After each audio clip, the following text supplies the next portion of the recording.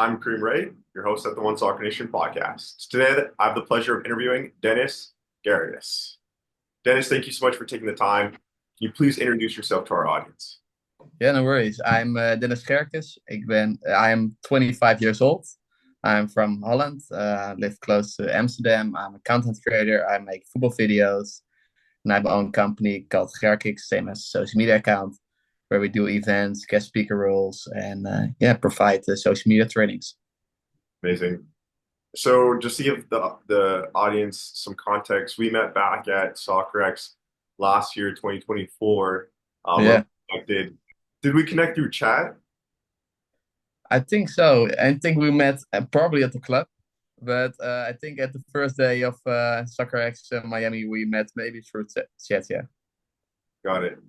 Amazing. So, my favorite question to ask is, how did you get involved in the beautiful game? In the football game, when I was little, a friend of mine used football. I wouldn't say lunatic, but yeah, kind of is. Um, how do you say it correctly? When I was growing up, his mother was my babysitter, and so from I think when I was 2 years old till I was 10 years old, every Friday I was at his place. So every Friday we played football, even if it was in his bedroom or at the streets. And he was amazing. And I wouldn't say I suck, but his level was way higher than me. So I got my ass beat every time. And when I was around 7, 6, 7, I joined the club here at the local club, football club in my home city. Amazing. And you mentioned you're from Holland. Europe is leading football. How did Soccerex catch your attention to come out to Miami in the United States? I've been to the one in Amsterdam in May, last May in 2024. Yeah. And I love being there, seeing all the companies, meeting all those different kind of people. And I talked with Patrick. Don't know if you have met him there, but and I was like, "This is amazing." And he said, "Yeah, you have to come to Miami." And I was like, "Okay, yeah, deal, let's go." So from that point, I was like, "Okay, how can I get to Miami?" And bought myself a ticket and the hotel and stuff, and got my ass over there. So, which event would you say was better by Soccerex? The one in Amsterdam or the one in Miami? Oh, it's really diverse because if you look like club wise, there were a lot more clubs for me, which I noticed in Amsterdam. So you had like Juventus, Everton, Charlton, and then a lot more.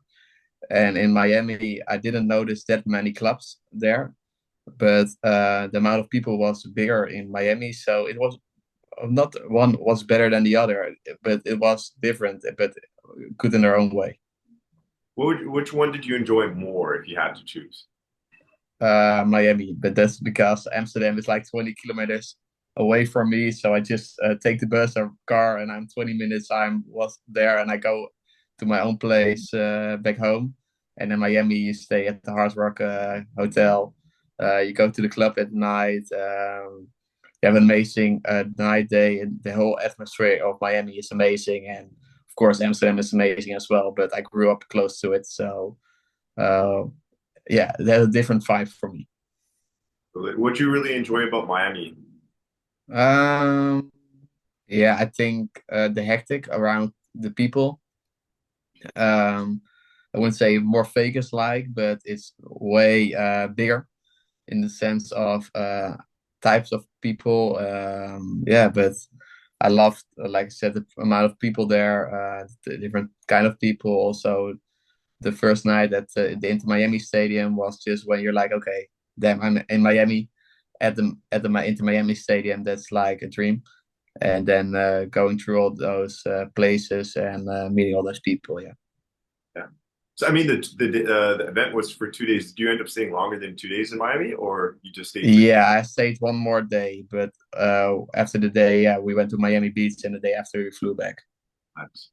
So that's where we met, Miami Soccerex, which is Yeah, go to. They're having their next one in Egypt, which is pretty cool. I think it's going to be it is their first one there. yeah, Uh, Mina, yeah. how you go? Uh, no. Same here. I don't have the money for it. But there is another event coming up. It's called from a different company. They're more they're leaders in hosting events in South America and in other countries. It's called Conflict. Have you ever heard of it? I have heard of it, but I'm not really familiar with it. So they're hosting their first one in Miami this year, June 12th to the 13th Oh wow, in Miami. that's sick. You're going? I have to. I signed an agreement with them. Okay, fair, but it's still amazing. Nice, man. Amazing. So Dennis, you started playing soccer at, the age of 2, um, and you still play now and you're 25. Yeah. Did you ever did you ever play competitively? No, I have played at youth level in like yeah, sixth division or something. So I'm okay, but I'm nowhere near close to pro level. So but I haven't played competitively, but with TikTok and stuff, I have played in stadiums. But like I haven't been like a pro club or anything, and I'm not close to that type of level. Understood. And just give us some more context in regards to your home country where you're from. Is it like a France and England where the cultures are surrounded around football where people breathe, eat, sleep football, or is Holland a bit different? It is really different. We have a lot of famous clubs, like Ajax is the biggest one. I support Ajax as well. PSV, Feyenoord, those are the three biggest one, and the most familiar for the other countries. So yeah, people love those football clubs, but it's not like we like in Argentina, Brazil, or something that we eat, sleep football. We love it, but if our team isn't going that well, a lot of them are, I wouldn't say success supporters is not the right term, but the interest get lower then. Got it. Yeah.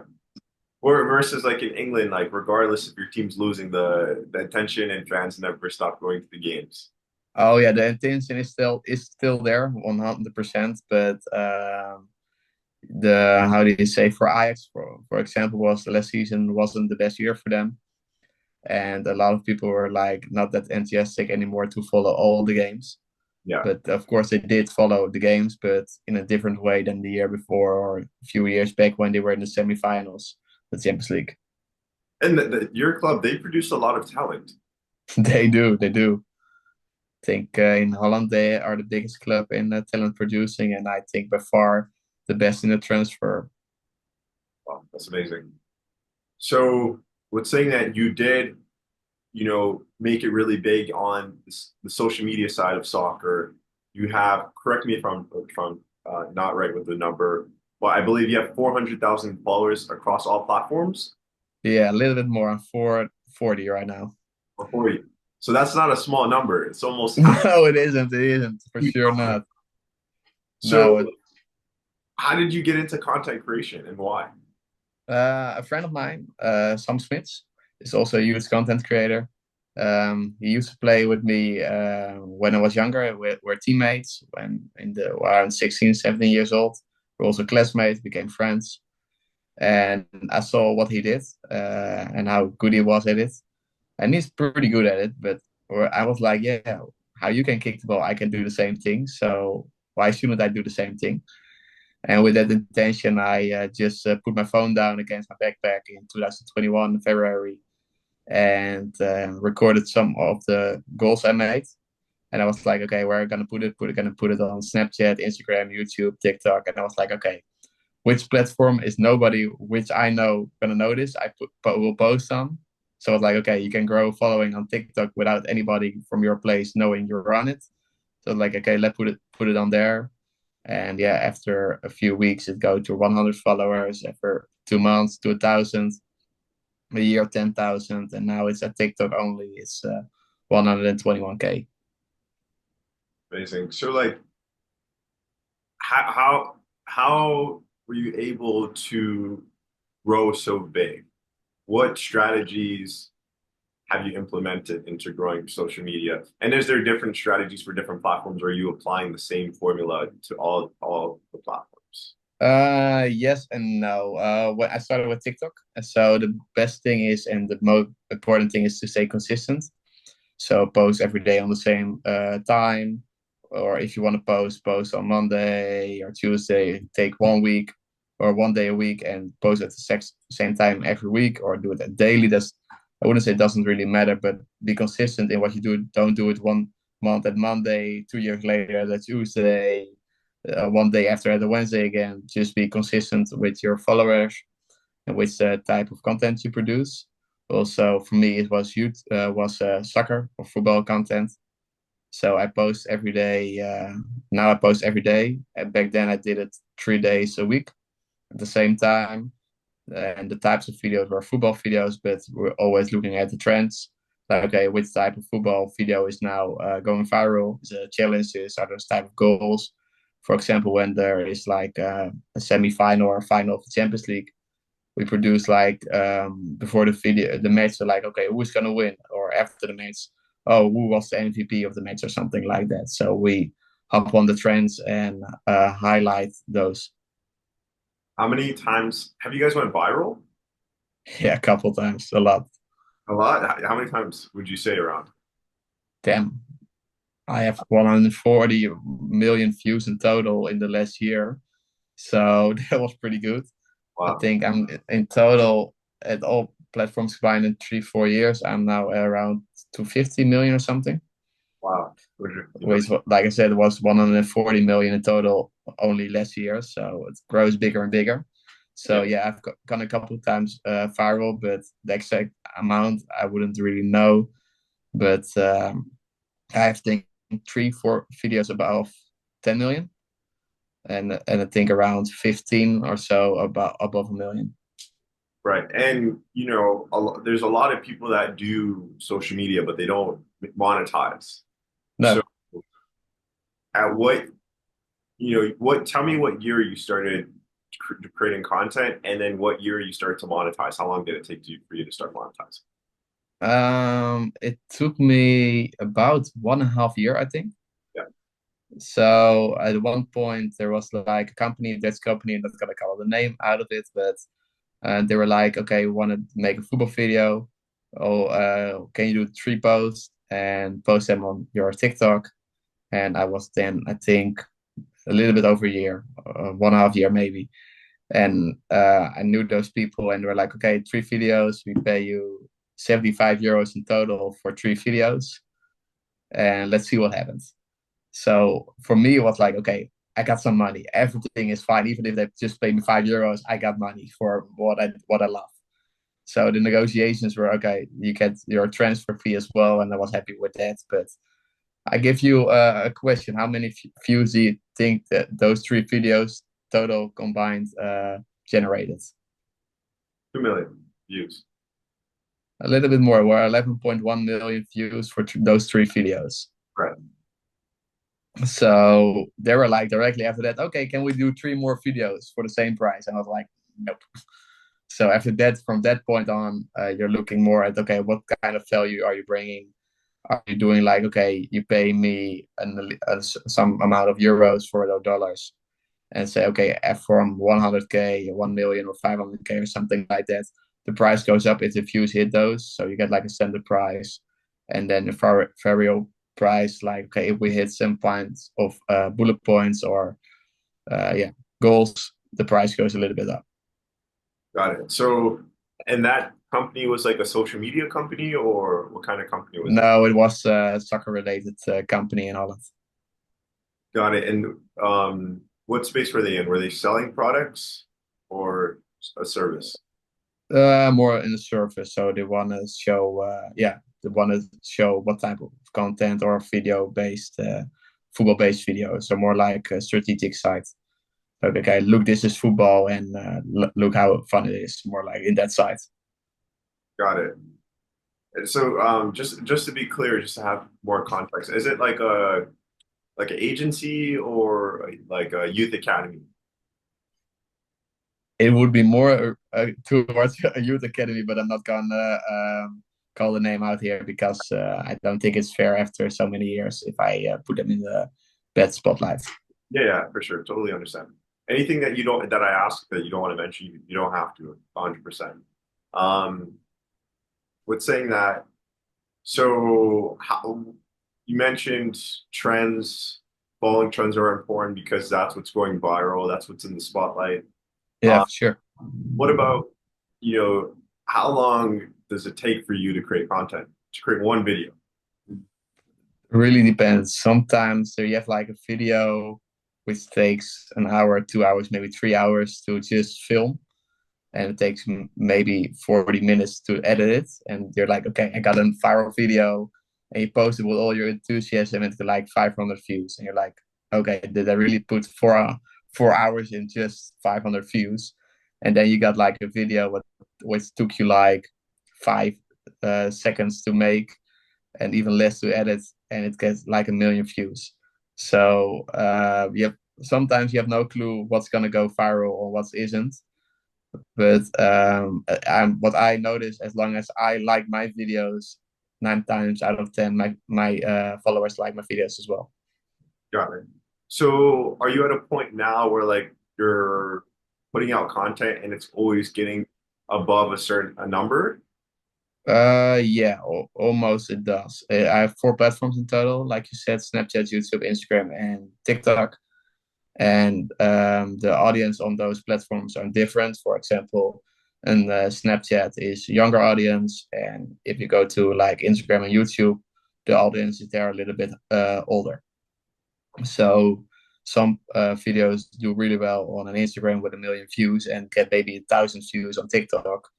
And but otherwise, again, the same video or another video goes to like 1 million on TikTok and only 1,000 on Instagram. So I wouldn't say you have no clue, but yeah, different audience respond to different kind of videos. Got it. So can you rank your like what you have most followers on for each platform? Like is TikTok number one, Instagram number two? Can you rank them? So the biggest one right now is Snapchat with 140K. Second one is TikTok with 120K. Then you got YouTube with 90K, and no, Instagram 90K, and then YouTube 87K. Wow. So almost all of them in the 100K mark. I never, till this day, I don't know about Snapchat, right? So Yeah, like I've had Snapchat back in high school, but I kind of got rid of it after or during grade 12. So yeah. in regards to like Snapchat, I didn't know like they had a following base and stuff like that. So how does is it what platform would you say Snapchat is familiar to? I think almost all of them, because just like on YouTube or on Instagram or on TikTok, you post a reel or a short video on it, and it generates views for you. And people could follow people follow you. Okay. So Yeah. So, for example, wait a second, I got my phone next to me. For example, if you go towards, hopefully you can see it. Yeah. yeah, If you go twice to the left, there's like all types of video here, oh, and you go to the next one, like just like in TikTok or something. got it. Yeah. Yeah, So I've never seen that before. yeah, it's called Spotlight. So I wouldn't say the same thing as TikTok or on Instagram or YouTube, but it's familiar to it. So there are like short-term content, type of content, and yeah, you can just post on it. And I started at 2023 in April, and now it's my biggest channel. Got it. So it kind of looks similar to the template of it. Kind of looks similar to TikTok. Yeah, it is. So okay, that's very cool. So it's saying that, depending on the content that you're creating, obviously dictates time that it's going to take. Um, Yeah. what would you say is your favorite type of content to create outside of like trends and everything like that? Like just your favorite to create. Mm, I love doing the funny skits, like relatable clips.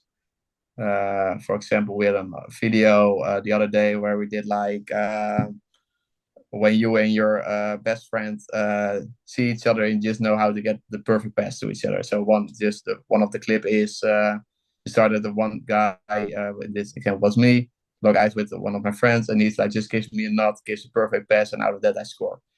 Really simple content, but more relatable. And besides that, I love just go scoring as many goals as possible. Just putting the ball in front of the camera and hitting it like 30 minutes straight and hope there are a few good goals I can use, Got and it. then just compare them to each other. Which one do you like more, one or two, or something like that? So I've seen a good bit of your content on Instagram, and the content is high quality, it's entertaining, great clips, bangers, top bins, like um, as well as big stadiums. You mentioned this. Yeah. So how do you get access to these professional stadiums to go and shoot content? So it's beginning when we're at those stadiums. I just bought a tour ticket, and yeah, you walk towards the pitch and just film from behind you, and hopefully you're in first of the tour group, and hope there are at least not a lot of people on the field at that moment, so you got an empty pitch on the screen. But after that, you gotta send some mails to the clubs on, hey, I'm Dennis. This is what I do. This amount of followers I have. This do I generate with the views? Can we do a collaboration? And can I come by your stadium or by one of your players? And we do like a shared post or do a collab. Wow. And how many times have you done that successfully with big clubs? Ooh, yeah. What is a big club for me? And all the stadiums are for me are big clubs. Yeah. So in Holland we have now with six pro players filmed. Wow. So some of them were access to the field or in the stadiums. Some of them were at the training fields. We have tickets or tour tickets we got for Espanyol, for example, was one of the biggest.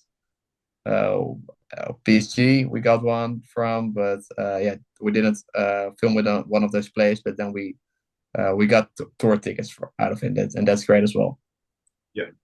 So when you like, for example, in PSG, were you able to wear cleats on the soccer pitch? No, we're just like, okay, this is the just like I wouldn't say normal, but just like everyone else, you get like tour tickets and you walk the tour with everyone else. Oh, yeah, I make a video out of it. But do you go on the field still and shoot at the net, or no? It's just a tour. No, just like everyone else at those tour, if you can some at some stadiums you can shoot at the net or something, but it's not like I get like a privilege for that. Got If it. I have something like that, it's mostly when we do something with the players. And yes, sometimes we can go on the field. For example, we did in collaboration with Gerkes, and that's one of the women's player of Everton, and we shot at the training ground. Understood. So, we talked about, depending on the type of content, the duration of time it takes to create. What's your process? Because for podcasting, I have a process, right? That I go through all the steps, like sign. I have a process, so you obviously have a process too. So, Yeah. um, can you take us through the process of, you know, planning the idea, planning the site, going there, equipment? Can you just take us through the whole process? Yeah, sure. So you got like different type of content. For me, there's like always like the goals. Those are I wouldn't say the easy one, but the most yeah. Like okay, I can always shoot some goals and goal when I need. So when I'm out of content, creative ideas, I just put the ball in front of my camera and go shoot from all type of angles on goal. But what I most 9 times out of 10 do is look at yeah the football highlights or the trends at that moment. I do that a few days before, or even sometimes a day, or at the day before or the day after. No, I would at the day itself, and you go like, okay, which trend is going viral? What are type of challenges? Uh, yeah, like for example, now with the Champions League, it's starting back up soon. So it's like, okay, are there any good matches where two great teams are going up against each other? And then I'm like, okay, I gotta shoot some extra content for those. For example, the other day we had El Clasico from Barcelona against Real Madrid, and the day after was my shooting day. So I had a few of the challenges already as like, okay, this and this gonna do for the next day. But now it's just like, okay, I need something about El Clasico because it's going viral right now, and it just happened yesterday. So I need to make something in the morning so I can post it in the afternoon, for example. So the process is really diverse. Sometimes you really plan it a week or a few days beforehand, but a lot of times you're just like, okay, what type of trend or type of video is going really good right now, or is it like a viral sound going really great right now, and can I make something creative out of it in football terms? Got it. So then once you've created the content, what about for the distribution process? Obviously editing before and then distribution. Yeah. So yeah, like you said, the editing depends. I have an editor, but I edit myself. I also edit myself. What we do with those are we have a type of content lines. So what we try to do is one day, like the Monday, we try to do a content line A, content line B. On the Tuesday, Wednesday, the other content line. So there's like a diversification in that. And the output, but when there's like a trend, it's just like hop as fast on the trend as you can and post as fast as you can. But on the time slot, you always post them. Understood. So transitioning from, the content side to the community side, again, you've been successfully able to build, you following base of community um, with your brand on Yeah. multiple platforms, from the 80K mark to the 130K mark across different platforms, a total of 450,000 plus followers, and generate 250 million plus views. But saying that, you know, how do you like with social media technology? How do you think social media has influenced the growth and accessibility to soccer worldwide? I think it really does because look in Europe, it's also already really big. But I think for like in America with the football club World Cup this year and the World Cup of the Nations next year, all these types of content can help put interest and yeah, boost those interests for those people in America and worldwide to be more interesting in those. So I think yeah, but I think every type of content is it doesn't matter if it's like football or whatever. If it's like good and positive content, I think it can bring people together.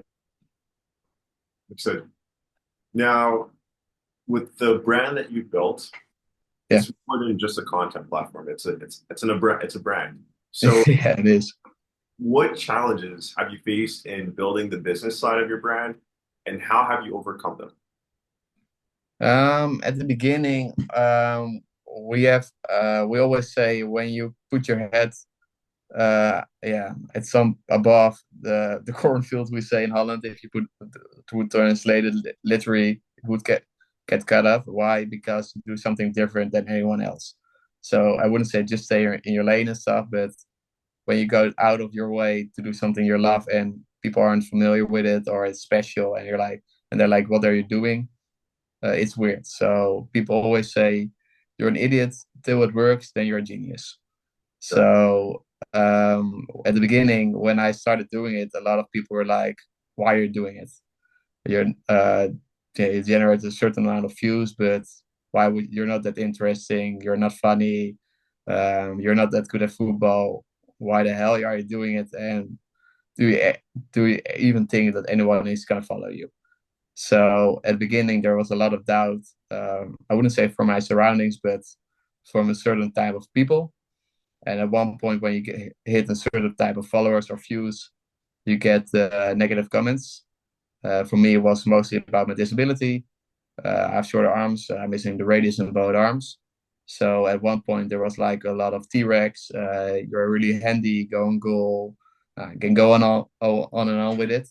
And when I was younger, yeah, I wouldn't say I get bullied, but as a kid, sometimes you get certain types of comments from the people around you, and that can hurt. But you get those like once a month or maybe once a week, and now you get them what you used to get in like a year each day. So at one point, I was like, do we want to get myself through this every day for the rest as I do? this, and can I accept that? And so that was, I wouldn't say hard, but at some point it was because you're not used to all that hate and negative side of it. But yeah, that was, I think, the hardest one for me. You have to have mental toughness. How, Yeah. where does that mental toughness come from you, and how were you able to get through it? The mental toughness from me, yeah, I think came from when I was young. From the younger side, I think mostly came out of my disability. Was like people underestimate you. So when I was younger, I always tried to, I wouldn't say impress, but show people that I can do things, and not just because I have a disability. Like, oh, how important or yeah, good is it that I just can grab a ball or kick it against the ball. No, I want to be good at it because I'm good at it, not just, oh, because you're a disability. And normally for everyone it was normal, and for me it was special because I accidentally got a disability. So I was like, okay, I want to prove everyone I can be normal. So I always had like a drive to show myself and to make something out of it. And now I was like, yeah, with TikTok, I could show one of those things. And so then, as long as I liked it and I still love what I do, the positive outweighs the negative side by far. Absolutely. That's amazing.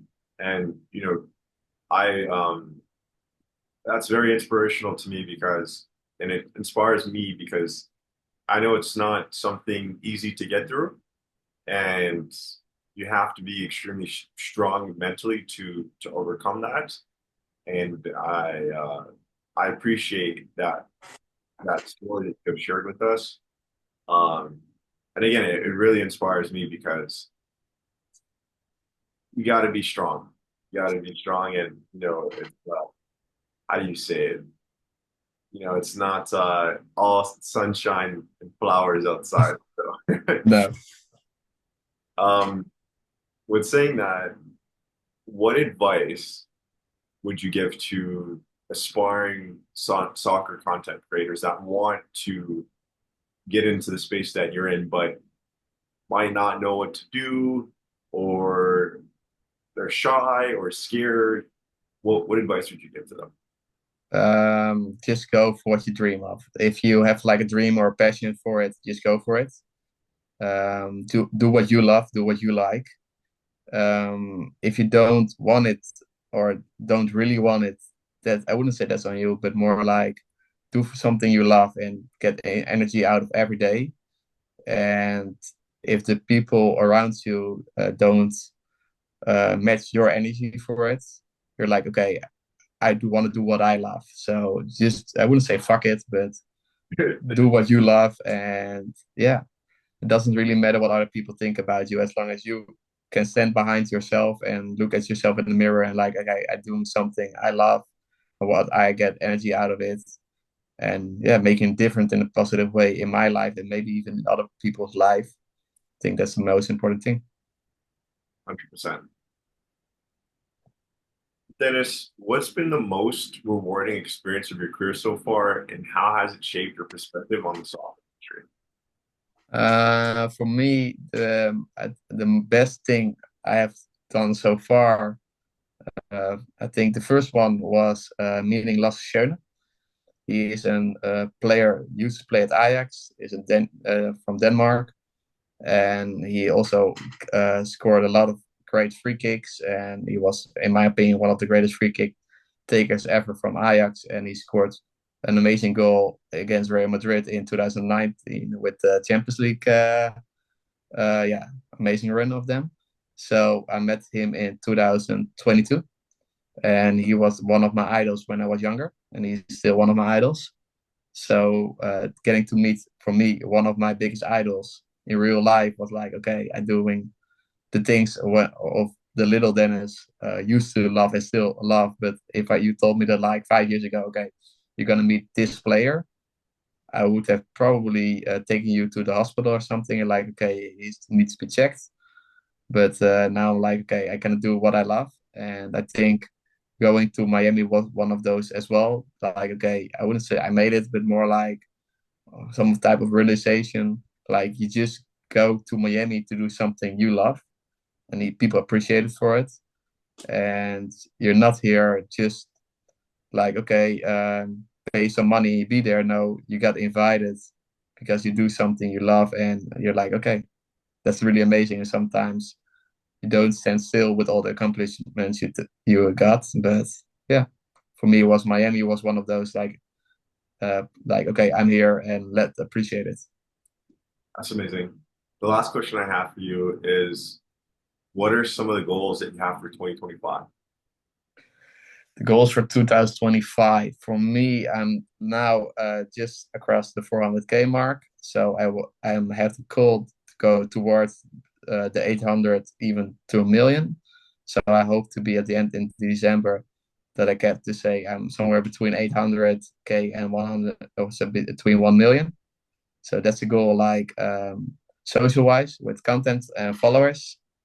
Um, yeah, doing more things abroad, filming with a few players abroad, like old legends from one of the bigger clubs. Now I've done mostly with people from Holland. So I would love to go to more like the bigger clubs, like in Barcelona, Real Madrid, AC Milan, Inter, Bayern. Let's say the bigger clubs in Europe or even America is fine with me as well. I would love that. But more like one of the big five, one of the big five leagues. I would love to make a collaboration with one of those players. That's would be a dream.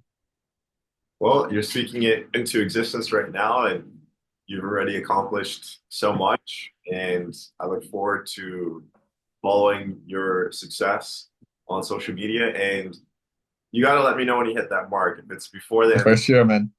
at the end of the year, you got to let me know, man, because we got to celebrate that. Whether that's virtual or we connect each other at Soccerex, we got to celebrate that. For And sure. I know that you're going to get there because you already have that success and momentum going for you. So, Dennis, I wish you the best of luck, and I really appreciate you taking the time being on Yeah, the thanks so much for having me.